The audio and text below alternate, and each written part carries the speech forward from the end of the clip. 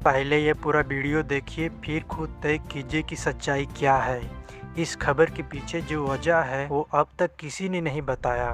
भारत की टॉप बड़ी खबरें, मुख्य समाचार, देश दुनिया की तमाम खबरें पर नजर डालते हैं। चलिए देखते हैं आज के पहली खबर। राम मंदिर के चढ़ाव और दान की व्यवस्था को लेकर एक बार फिर सवाल उठने लगा है। चर्चा इस बात को लेकर है कि देश के कई बड़े मंदिर में दान की गिनती प्रदर्शित तरीके से होती है। उदाहरण के तौर पर पद्मनाभ मंदिर में दान पेटी न्यायिक गिनती से खुली जाती है, जबकि सवालियों सेठ मंदिर में आम लोगों भी दान की गिनती की प्रक्रिया देख सकते हैं। ऐसे में राम मंदिर की चढ़ावे की गिनती और प्रबंधन को लेकर पारदर्शिता की मांग तेज हो रही है। इस मुद्दे पर अलग अलग पक्ष अपनी राय रख रहे हैं और बहस लगातार बढ़ती जा रही है। इस पर आपको क्या कहना है, कमेंट करके जरूर बताइएगा। अगली खबर बात करते हैं। झारखंड में मानसून ने पूर्वी हिस्से में दस्तक दे दी है, जिससे मौसम का मिजाज पूरी तरह से बदल गया है। मौसम विभाग ने राज्य के 18 जिलों में आंधी बारिश को लेकर ऑरेंज अलर्ट जारी किया गया है। विभाग के अनुसार कई इलाकों में तेज हवा गरज के साथ बारिश हो सकती है और हवाओं की रफ्तार 60 किलोमीटर प्रति घंटा तक पहुंच सकती है। प्रशासन ने लोगों से सतर्क रहने और पेड़ों और कामकाजों संचालन से दूर रहने तथा खबर मौसम के दौरान सुरक्षित स्थानों पर रहने की अपील की गई है। चलिए अगली खबर बात करते हैं। पटना में चर्चित कोचिंग विवाद से जुड़े मामले में खान सर के गार्ड्स को बड़ा झटका लगा है। कोर्ट ने उनकी जमानत याचिका खारिज कर दी है। वहीं ज्ञान बिंदु के डायरेक्टर रोशन आनंद की बेल याचिका पर भी फैसला नहीं हो सका। सुनवाई के दौरान कुछ कानूनी पेश सामने आने के कारण मामला टल गया है।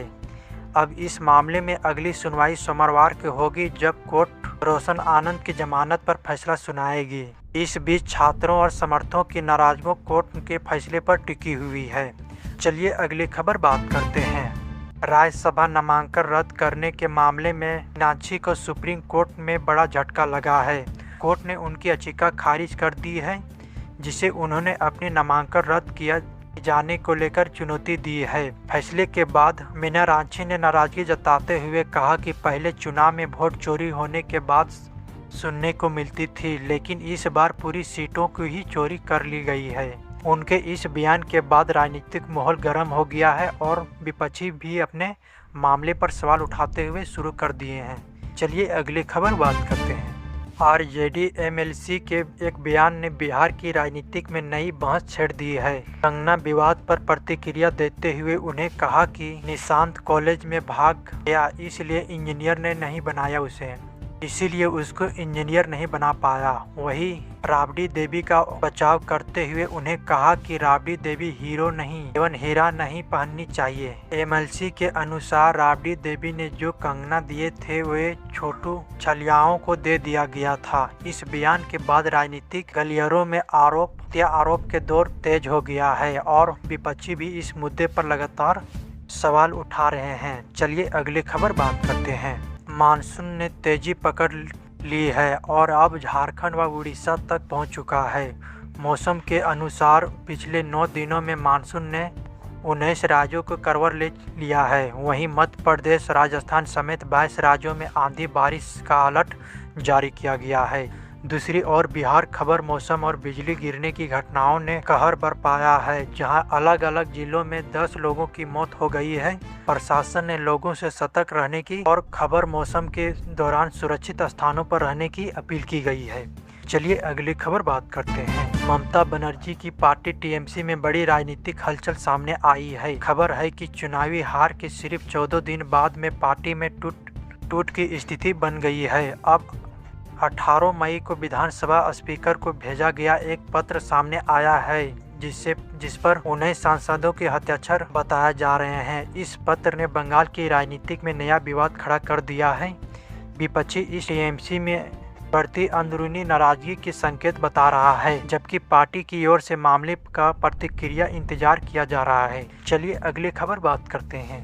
लखनऊ में इंडिगो की फ्लाइट को इमरजेंसी लैंडिंग करवानी पड़ी, जब विमान वाले टिश्यू पेपर पर बम से उड़ाने की धमकी लिखी हुई थी। सूचना मिलते ही एयरपोर्ट प्रशासन और सुरक्षा एजेंसी अलर्ट हो गई। विभाग को सुरक्षित विमान को सुरक्षित तरह से उतार लिया गया। सभी यात्री को बाहर निकाला गया और पूरी फ्लाइट को गहन से जांच की गई। शुरुआती जांच में कोई भी संदिग्ध वस्तुएं नहीं मिली, लेकिन सुरक्षा एजेंसी धमकी देने वाले की पहचान और मामले की जांच में जुटी हुई है। चलिए अगली खबर बात करते हैं। दिल्ली की होटल में अग्निकांड को लेकर पुलिस जांच पर गंभीर सवाल खड़े कर दिए हैं। आरोप है कि हादसे के असली जिम्मेदारों को बचाने के लिए एक रसोइयों को बलि का बकरा बनाया गया। इस भीषण आग में अब 27 लोगों की जान जा चुकी है, जबकि कई अन्य घायल हुए हैं। पीड़ित परिवार सामाजिक संगठनों ने निष्पक्ष जांच मांग की है। मामला ने तूफान पकड़ लिया। अब पुलिस की कार्रवाई और जांच की प्रक्रिया को लेकर नई बहस छिड़ दी गई है। चलिए अगली खबर बात करते हैं। अहमदाबाद फ्लाइट हादसे को 1 साल पूरे हो गए हैं। इस दर्दनाक घटना के एकलौते जीवित बच गए शख्स ने अपनी बीती साझा करते हुए कहा कि वह आज भी उस दिन को खौफनाक मंजर को नहीं भुला पाया है। उन्होंने कहा कि जिंदा रहने की कीमत हर दिन उसे चुका रहा हूं। उनके इस मुताबिक तो लोगों सिर्फ हादसे का आंकड़े जानते हैं, लेकिन उस दिन क्या हुआ और किन हालातों से गुजरना पड़ा या दुनिया को जानना चाहिए। उनकी भावुक बातों ने एक बार फिर उस त्रासदी की यादों ताज़ा कर दिया गया है। चलिए अगली खबर बात करते हैं।